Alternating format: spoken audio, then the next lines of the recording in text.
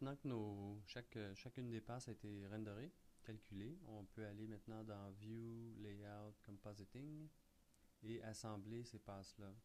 Donc, je vais aller chercher bon, la passe d'occlusion, la passe de diffusion, la passe d'ombre et je vais aller chercher aussi l'image principale de ma scène qui me sert de fond. Donc, je vais aller dans Image, File Input et je vais aller où en fait, non, excusez, une façon plus simple de faire ça, c'est d'aller dans Clip et chercher l'image qui est ici. Donc, on n'a pas besoin de ce morceau-là. Donc, on a nos quatre morceaux d'image, si on veut. Ce qu'on va faire, c'est aller placer l'ombre, c'est-à-dire la diffusion par-dessus notre image photographique. Donc, on va aller simplement faire opérateur, Oops, dans le menu Oops, puis Composite et Over. Pourquoi Over? Parce que c'est l'équivalent simplement d'un copier-coller de l'image.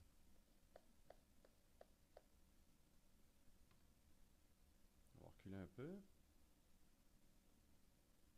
voir ce qui se passe. Donc, on a notre objet. Maintenant, ce qu'on peut faire, c'est aller ajouter soit l'occlusion, soit l'ombre. Donc, allons-y avec l'ombre. À ce moment-là, je vais prendre un matte composite et je vais appliquer l'ombre dessus. Donc, si on va dans matte composite, par défaut, on est en screen. Et nous, ce qu'on veut, c'est en multiply. Donc là, ce qui se passe, si je regarde l'image d'ombre, je fais View, tout est noir sauf dans le canal alpha. Donc, et c'est là qu'on va utiliser maintenant le canal alpha en branchant notre canal alpha sur, euh, sur l'entrée bleue qui est ici, là. Donc, qu'est-ce qui se passe? Si je regarde, j'ouvre ça ici, puis je vais dans Output, vous voyez que j'ai euh, en fait, il y en a quatre, là, parce qu'on a l'output aussi, mais on a le background, qui est l'image qui rentre ici.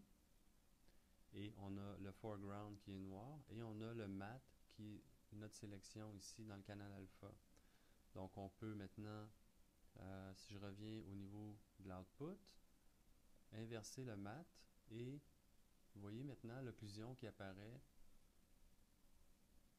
par-dessus notre modèle. Donc, déjà, on a un élément de composition qui est intéressant, qui est beaucoup plus proche, beaucoup plus réaliste. Et donc, ce qu'on voudrait faire maintenant, ce serait probablement d'ajouter l'ombrage. Alors, on va faire la même chose avec l'ombrage. On va aller chercher un autre matte composite. Donc, encore une fois, ce qu'on fait, c'est qu'on branche le résultat de notre dernier nœud comme étant le nouveau background et on va ajouter l'ombrage. Là, si on regarde l'ombrage, c'est la même chose. On a du noir partout et donc on découpe dans le noir notre sélection d'ombrage à partir du canal alpha qui devient ce qu'on appelle un matte. Donc, encore une fois, si on regarde l'output ici, on a le background. Oups, là je suis en canal alpha.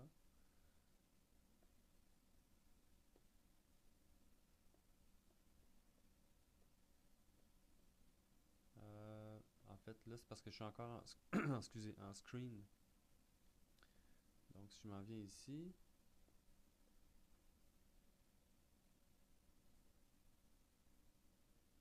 donc, alors si je suis, bon, c'est ça, en multiply, l'output, et je peux inverser ma sélection. Donc, inverser le matte à partir de ce petit bouton-là ici. Bon, désactiver le matte ou l'inverser. Et je peux évidemment modifier l'intensité de mon ombrage maintenant au sol. La même chose pour l'occlusion. On peut décider de modifier l'opacité de l'occlusion, la rendre moins flagrante. Si par exemple je veux changer la couleur de mon ombre, à ce moment-là, je peux, au lieu de rentrer le noir qui est là, qui vient du RGB de mon image, je pourrais aller par exemple chercher un gradient, qui est une façon d'aller chercher une couleur, et d'utiliser un gradient pour l'ombre. Donc là, on voit le...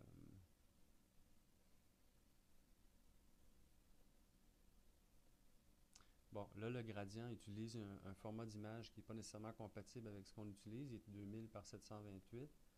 Une façon de régler ça, c'est d'aller dans Tree Property et de rentrer notre 3888 qu'on avait tantôt par mon Dieu, 2592. Donc ça nous donne notre gradient. Et on peut le placer comme on veut ici. Et si je retourne ici, là on voit comment le gradient influence la couleur de l'ombre. Si par exemple je ne suis pas obligé de garder un gradient, je peux garder une couleur fixe et mettons le mettre bleuté. Vous voyez comment le résultat, là, mon ombrage maintenant est un petit peu plus bleu qu'elle était tantôt.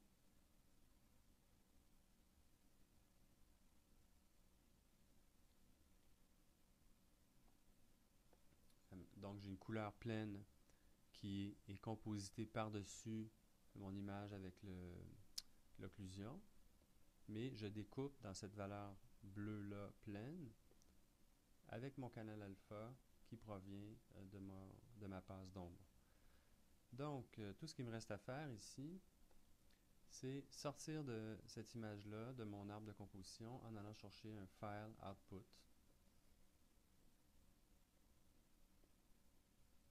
Donc, je vais aller donner un nom à mon output qui serait comme, disons, Scotch, et lui donner un format, par exemple, JPEG, avec une qualité maximale. Évidemment, toujours juste un frame à calculer.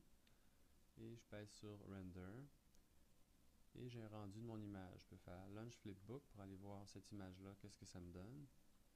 Et c'est ça. Donc là, on est un peu grosse, par exemple. Et on voit qu'il y a une espèce de blur sur mon fond. Alors, je pourrais rajouter un blur ici sur ma diffusion ou ouais, ça serait une façon de le faire, c'est de le mettre directement sur la diffusion. Alors, comment est-ce que je ferais ça? J'irai chercher Filter Blur. Et donc, j'applique un filtre gaussien sur mon objet avant de le sortir. Et puis, ça me donne ça. Donc, je peux revenir ici, refaire Render. Donc, mon image est calculée. Et je peux aller, par exemple, voir ce qui se passe là-dessus. Donc, je copy-paste.